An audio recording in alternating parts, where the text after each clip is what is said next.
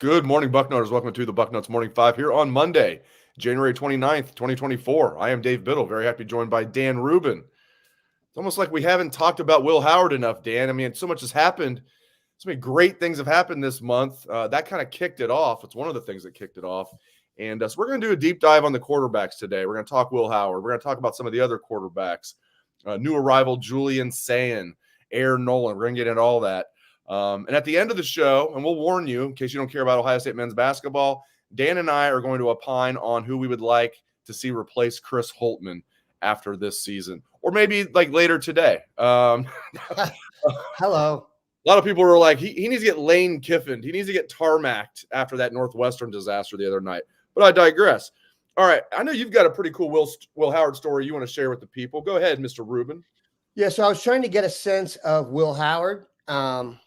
And given Ohio State's activity in the offseason here, many national outlets have written about this or talked about it. So I enjoy going and listening to good news, just like we kind of go to the other boards and after we win and stuff. But I wanted to kind of get a sense of Will Howard, maybe from people who have watched him play a lot more than I have.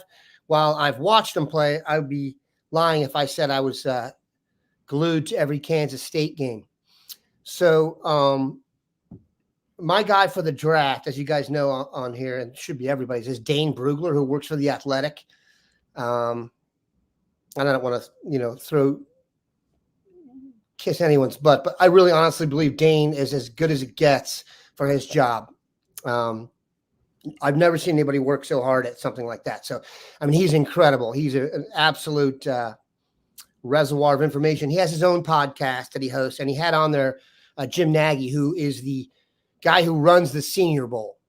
So he was talking about Will Howard, which I thought was interesting because I hadn't heard as much about Howard possibly looking at the NFL. I know that was discussed. I know he was looking at some other schools, but he told an interesting story in that Will Howard was really planning on going to the NFL and reached out to Jim Nagy about getting an invite to the Senior Bowl.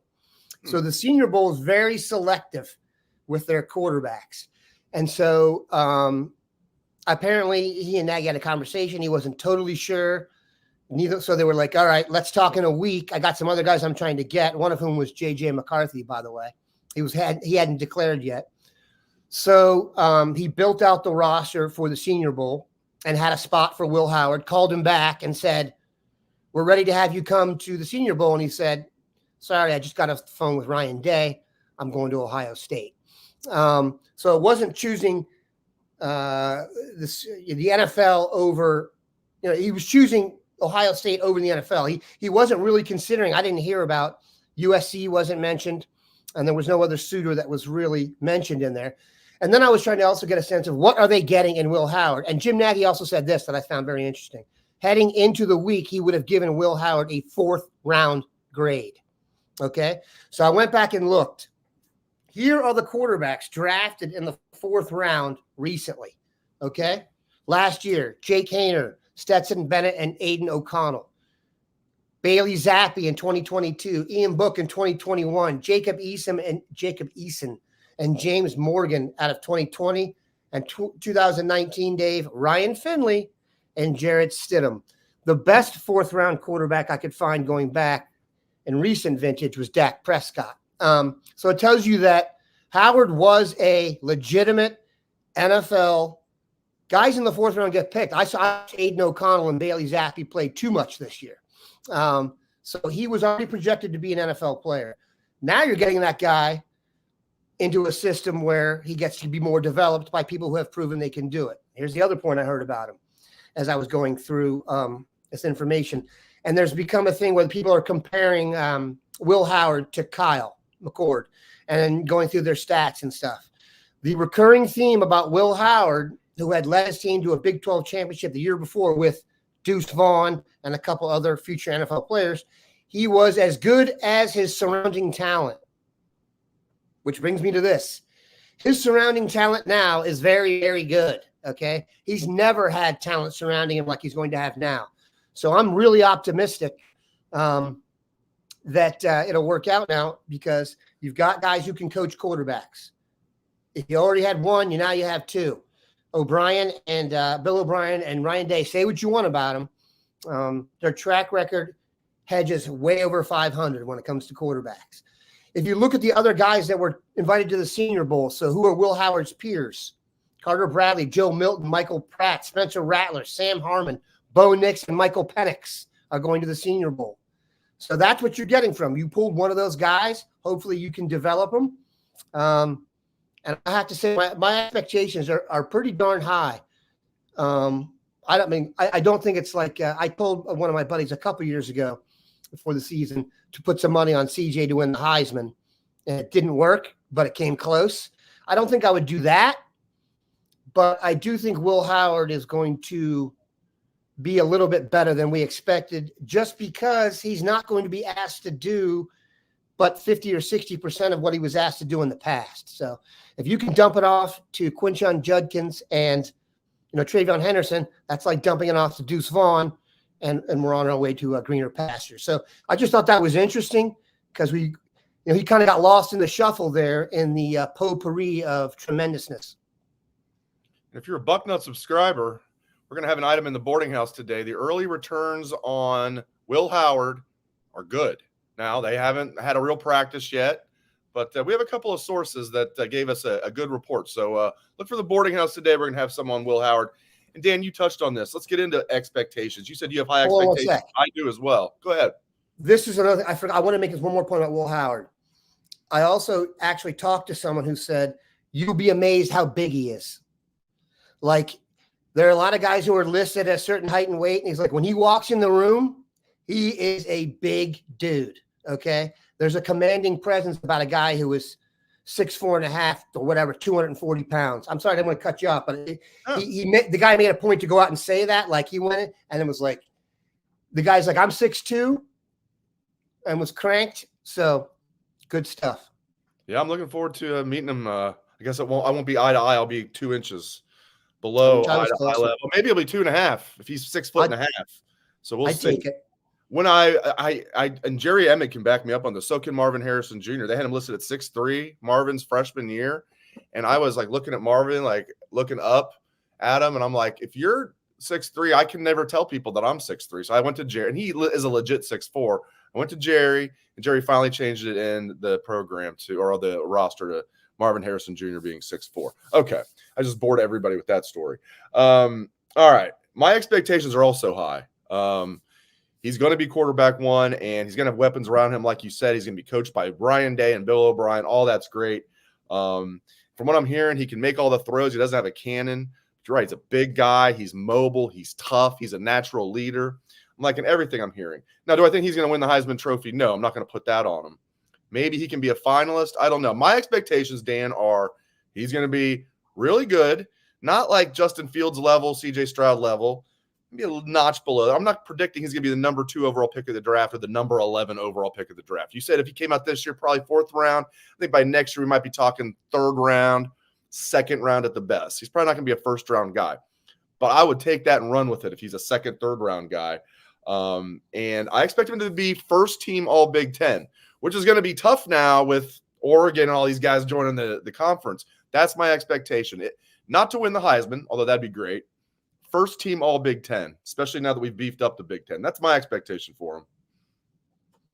I'm with you. I love the idea of having a bigger guy too who can. And if you've seen him, those aren't average running clips. I can't remember a guy that big running down the sideline like that. So short yardage, it's become the bane of. I can't get over how football has changed, where something in 1 has become such a 3rd and 1 and 4th and 1 has become such a big deal in football, when it used to be just hand it to your fattest, biggest running back and he would slam through the line for a yard or two. It's become a really hard. It's unbelievable in light of last night as well. So the idea of a quarterback that can just lean forward and push himself into a couple yards, I like that. And then you combine it with, we talked about when he had a supporting cast, they won the Big 12. And his supporting cast, player for player, is a lot better. And that's not us being homers here. Just go through the roster. It's obnoxious. So, my expectations are very high.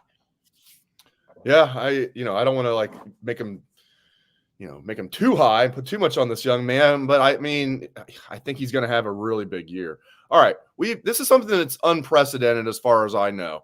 There are 5 scholarship quarterbacks on the roster. That's not unprecedented. Back in the 90s and stuff, and there's probably been other times, there's been 5 scholarship quarterbacks on the roster, like well before guys were transferring if they weren't the starter after 1 year or whatever it might be. But here's what's unprecedented. 5 scholarship quarterbacks on the roster right now, 4 of which have never gone through spring ball at Ohio State. It's crazy. Devin Brown is the only exception. He's the only one that's been through spring ball because Lincoln Keenholz didn't get here until June last year. Obviously, Aaron Noland and Julian Sand are true freshmen, and Will Howard just transferred in. So 5 scholarship quarterbacks, and I think they're all going to be here through spring ball. The next window doesn't open until after spring. So let's break this down a little bit. So who's going to transfer after spring? My guess would be, some people keep saying it's going to be Lincoln Keenholz and Brown will stick around. I'm going to say Devin Brown will be the one that transfers. Now, maybe you'll say all 5 are going to stick around. That's on the table too. I'm going to say there's no way in hell that's going to happen. One of them's going to transfer. And I think it's going to be Devin Brown. Let's say Dan. So if we're deciding who's going to transfer, let's first figure out who's not going to transfer.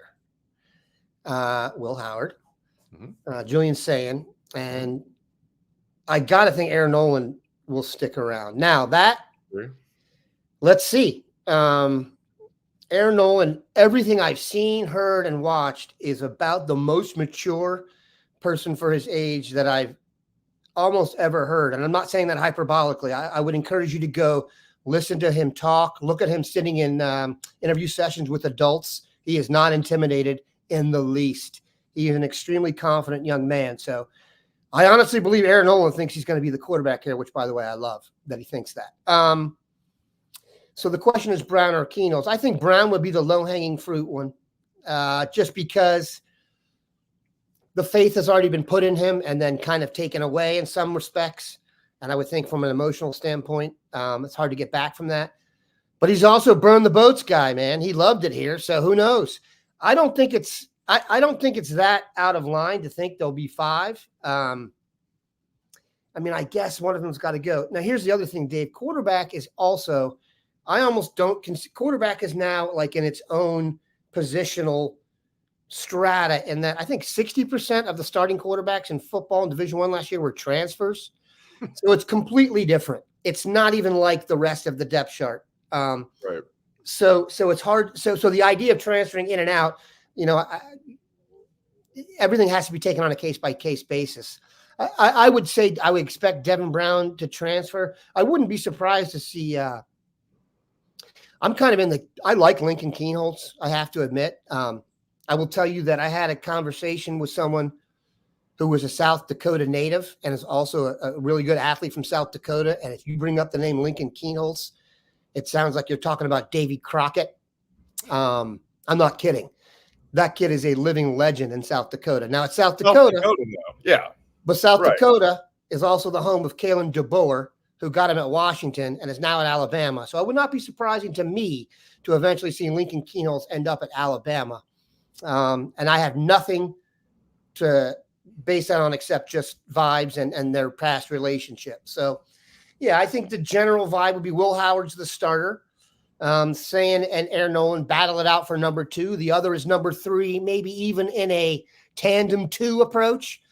Backup doesn't play enough at Ohio State that you really need to name a backup.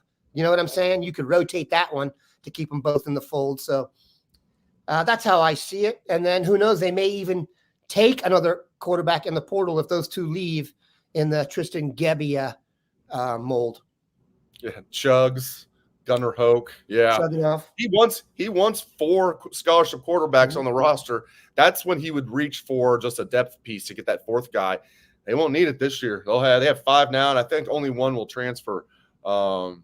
It's so damn interesting. It's gonna make spring ball a lot more fun. I mean, 4 new quarterbacks. I mean, it's by far the most important position in football, and we have 4 new quarterbacks to cover this spring. I'm looking forward to it. Looking forward to seeing Will Howard in action. Looking forward to seeing the 2 true freshmen. I'm pretty jazzed about Julian Sand, and I like Aaron Noland a lot.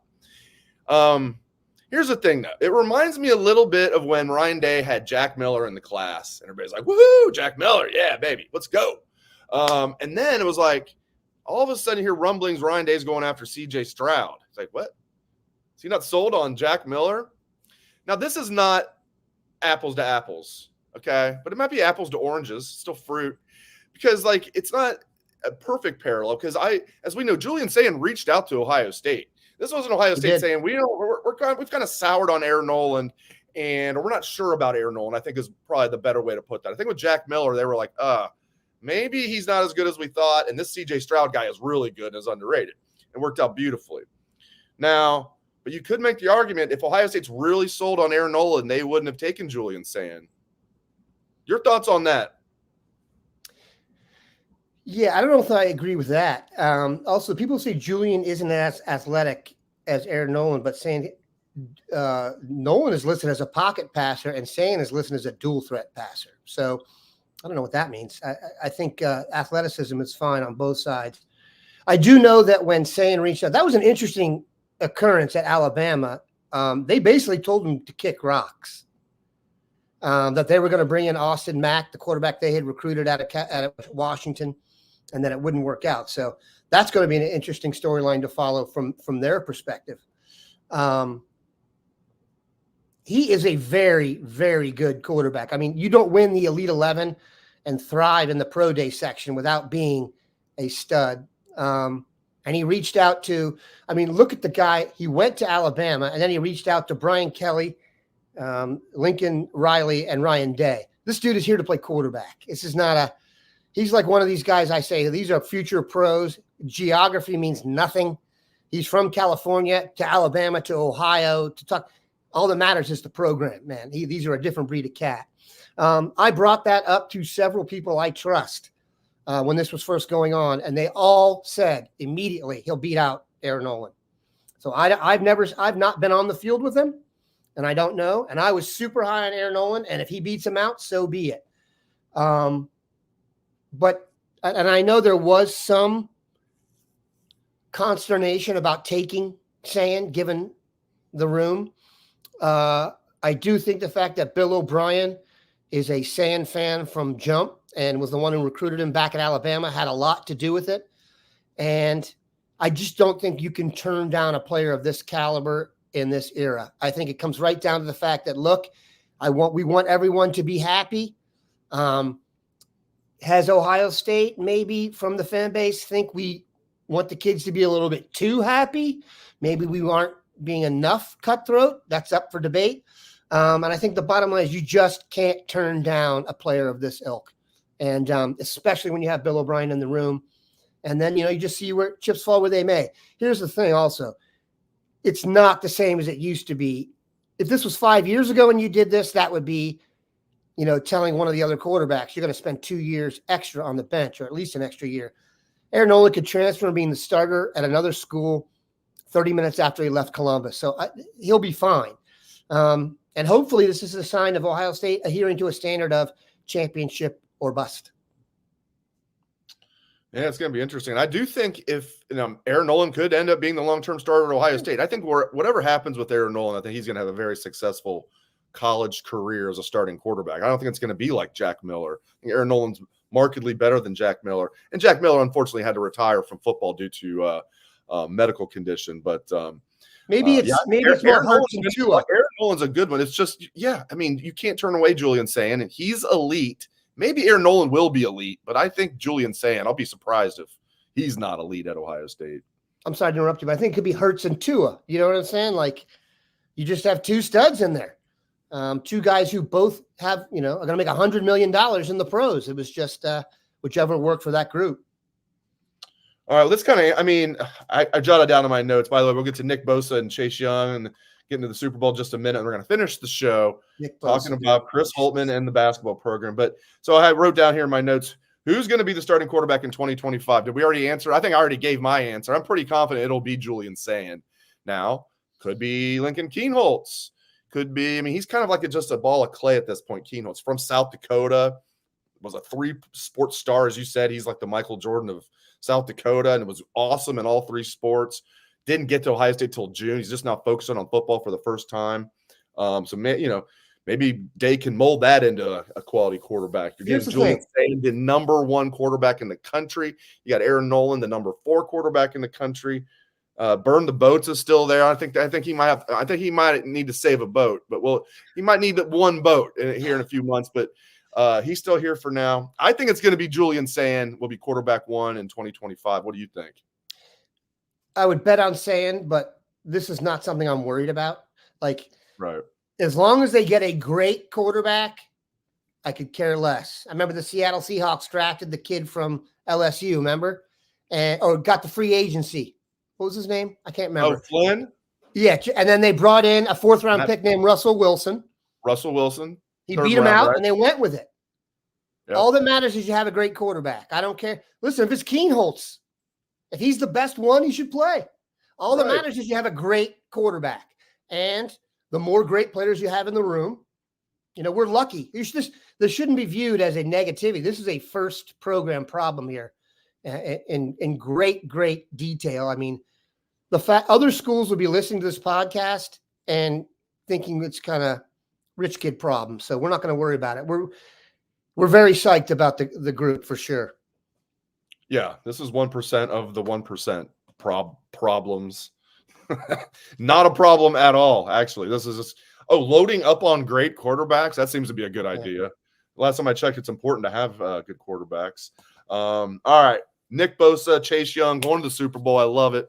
And the Kansas City Chiefs have nobody from Ohio State again. What's going on here? What's Andy Reid's aversion to Ohio State guys? I don't get it. But no, I'm happy for Nick Bosa. Happy for Chase Young. I know Chase Young caught some flack because he didn't hustle on one play, but I thought overall he played well. He played like Chase. A couple of sacks. Played like Chase, right? Right. What's funny is his rookie years, I mean, I know you're a Cowboys fan, but you still, from living in D.C., you still follow Washington, the Commanders close, and you have friends that cover him and follow him real close. He looked great as a rookie. He looked great as final year at Ohio State, and he looked great as a rookie.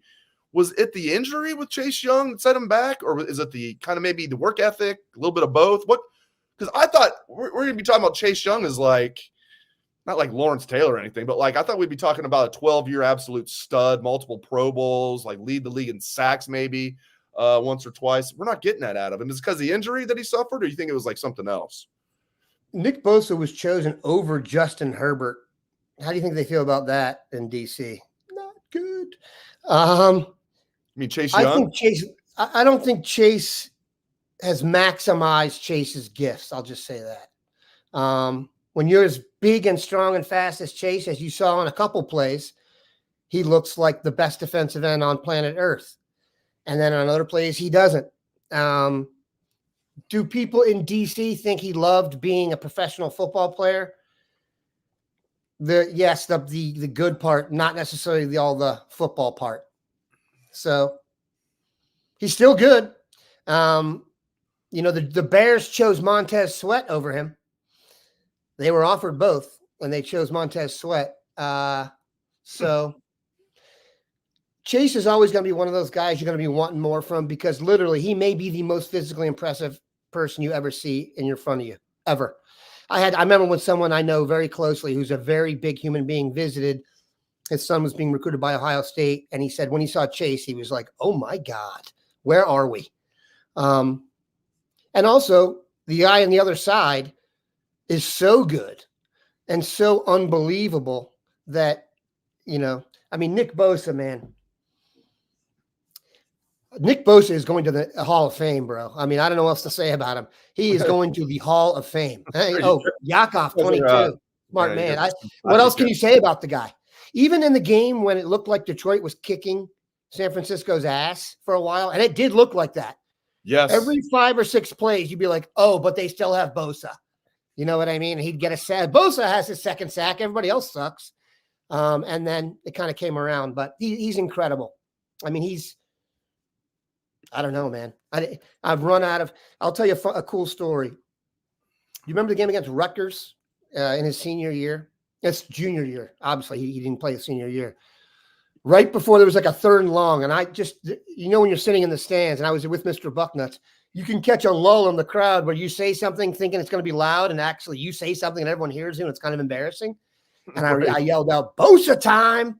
And his dad turned around and looked at me and kind of like, and he got a sack on the next play, right on that play. So it was like, he's amazing, dude. Built to play football. They're going to make a documentary film about the Bosa brothers and how they were raised to be football players. I remember the Aquinas football coach saying when Nick was a sophomore, he's like, he's going to be better than Joey. Football coaches don't say stuff like that. You know what I mean? They never say that. And he said it off the jump. So, and he was right. That sounds like something like one of our Bucknuts subscribers, one of our posters on the front row message board would say. You're right. If a coach says that, it's like, damn. Yeah. There's something to this. And Joey is really, really, really good. He's had a little bit. Nick's had injuries problems as well. Joey's been nicked up a little bit, but Joey Bosa is fantastic. And I agree, Nick's actually better, which is insane. All right. If you don't care about Ohio State basketball, thank you for tuning into the show. I'm getting to the point where I don't really care about Ohio State basketball. Hello. No, not quite. Not quite. No, I do. I mean, the opposite of love is indifference. I'm not indifferent quite yet. I'm still in the hatred mode right now. No, but I want – and Thad Mott approved you can do it.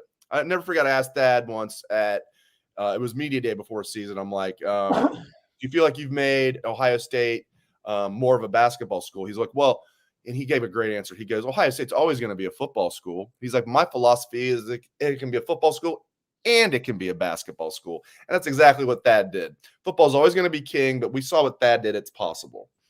Chris Holtman's got to be on the way out. Let's talk about who would like to replace him. My number one, I'm kind of going back and forth. My number one, say this for the record, would be Chris Beard. Now, it would need to be vetted. He had that situation. And he's now at Ole Miss, but that would need to be vetted. As long as everything came back clean, Chris Beard is who I would want. Relatively young, just turned 50. He's been successful everywhere he's been. Give me Chris Beard. I don't think you're as crazy about this guy as I am. I also like Jerome Tang, who's at Kansas State. Maybe I'm just I want to take all of Kansas State's good things. We took Will Howard. Now I want to take their basketball coach. No, so those would be my first two, Chris Beard, Jerome Tang. What do you think, Dan? I don't know Tang as well. That's why I was asking about it. I wasn't necessarily off. Oh, okay. I just don't know him as well. Tommy Amaker. That's funny. Tommy Amaker handed me my first basketball trophy in my life. He was the star of the high school team when I was in the third grade, and he was amazing. Oh, interesting. They had to put in the Tommy Amaker rule, which means if you're a bus driver, you can't just send your kid to whatever school in the county you want because there was a recruiting thing, blah, blah, blah. Are we sure Chris Holtman's getting fired, Dave? Is it this? It's going to take a big turnaround. And the people that are saying, oh, well, because Gene's going to be here till June 30th and Bjork won't take over till July 1st. It's like, come on. Like, if they want him out, they'll get him out. And those guys are not the ones making the decision. It's going to be the boosters. And it's going to be President Carter. And to me, Gene Smith is the guy that hired him and gave him an 8-year contract. And then for absolutely no reason, gave him a 3-year contract extension a couple summers ago. People say, well, there was a reason Notre Dame was after him. Oh, did he need directions to South Bend? I'm sorry. That's the reason. You don't give a guy an 8-year contract. He's underperforming. And then you give him a 3-year extension. So Gene Smith needs to have nothing to do with this, in my opinion. Let's let the actual decision makers make this decision here. So Admiral Ted Carter, love that guy, the president, and Bjork's behind the scenes. Bjork's going to have a lot to say about this too, and the boosters. So yeah, I think this isn't, unless they have some miraculous comeback this season, which I think he's lost the team, Dan. They don't even listen to him. It's just that game at Northwestern was embarrassing. They lost by 25. And they had to make like a late run to get it to 25. They were down by 35 at Northwestern. Northwestern's good. They don't blow out anybody. Northwestern was favored by 3 points in that game. That was embarrassing. He's lost the team. So, yeah, I think he will get fired. And hopefully they don't wait till June like they did with Thad. Do it right after the season. Or, hell, do it on the tarmac. I don't care. Yeah, it's kind of an ugly situation. Holtman is following the playbook for getting fired, though, by watching a new AD and new president come in. This is it's like when you're a head coach and they flip the GM. you better call your real estate agent. You are going to get fired. Okay. Unless you win the Super Bowl or win whatever, you are going to get fired. People don't have a vision of taking over and keeping the guy in there. That just doesn't happen. I don't know enough about Bjork. I know he hired Buzz. Is it Buzz Peterson? It's not Buzz Peterson. Buzz Williams. Buzz Peterson was Jordan's college roommate. My fault. I like Buzz Williams. Whew. I don't think this is the easiest job in the world now. Okay. It's got to be handled by someone who has a little bit. I just think Holtman is a little bit too vanilla for me. I think we need someone with some more juice because, like you said, football is king here. They said that out loud. You know how many places they say that out loud? Not very many. Also, the buyout. Once we entered the transfer portal era and money, I accept no money excuses from Ohio State. We have the most money. You can't be making decisions based on your pocketbook. The reason we are going to kick ass in the transfer portal and everything is once you make it a money game, which we didn't make the rules. If you have the most money and they change the rules for the most money team to win and you have the most money, you're psyched. So if they have to buy him out, I don't have any problem with that. That happens. We know that. See Russ Bjork, Jimbo Fisher, the happiest American in decades. Then you got to be realistic with what you want. Do you want to recruit guys? So I think there was some unluckiness in here. I'll give you an example. Had Malachi Branham been on the team this year with NIL, they probably could have brought him back. Okay. They've had an issue with when they do get a really good player, because the players in front of him aren't good enough, that player gets elevated. Then that player overperforms and leaves early and creates a void. That has happened numerous times because the base isn't built. If you look at their top three players, they're not the top three players at a team that's going to win a lot of games. You could just look and say, okay, who's the pro? Who's the NBA player on the team right now, Dave? They don't have one. You can't win without an NBA player within reason. I'm sure someone's going to be able to find an example where you didn't. But generally speaking, the teams that do better are either really old or really talented. And Ohio State seems to be kind of old and kind of talented, which is almost like being caught in limbo. They're almost like the NBA team that wins 43 games. They're always going to be pretty good, but they don't have anyone great. And then they don't have the depth to beat the bigger and better teams. They don't have a good coach. He gets out coached every time. Chris Collins must have just been drooling knowing he was going to face Chris Holtman. I'm not joking. He coached. It'd be one of those things where, like, no, Northwestern's got a better roster, but not markedly. It's one of those things. I use this example in football all the time. See, but Dave, that's the problem. Say, I'll take my guys and I'll beat your guys, or I'll take your guys and I'll beat my guys. Chris Collins could take his guys and beat Ohio State, or he could take Ohio State's guys and beat Northwestern, as long as Chris Holtman would be the one coaching Northwestern. Agreed. Remember the game last year where they had Chris Holtman mic'd up? No, it was uncomfortable. It was embarrassing how his players weren't even like responding to him. His coaching was like not very good coaching, like some of the stuff he was saying. It was embarrassing. He was mic'd up the entire game. I can't remember who the opposing coach was, but that guy actually sounded like a coach. Chris Holtman didn't. It was not a good coach. He's not a good coach. No, I can't remember who it was, but he was in his first year. Yeah, I can't remember who it was either. But like whoever, it was so embarrassing for. I've heard a lot of people say Jay Wright. Listen, come on, dude. I would love Jay. That's not going to happen. That's not going to happen. Jay Wright's not coming here. Now, I would love it. I would love it, but it's not happening. And by the way, you don't want to hear this. There we go. Minnesota. I knew somebody would know. Yeah. Whatchamacallit, Jay Wright's overrated. And I can tell you a story about that at some point in time. But anyway. I'd still take him in a heartbeat. Yeah, he's not going to recruit at 65 the way you need to recruit. The biggest issue with what you said to me is that Northwestern's roster is better than Ohio State's. That's a joke. That's the problem. But Dave, if you even say that, that's a problem. It's Ohio State. We should be able to recruit. This state does produce a ton of good players, man.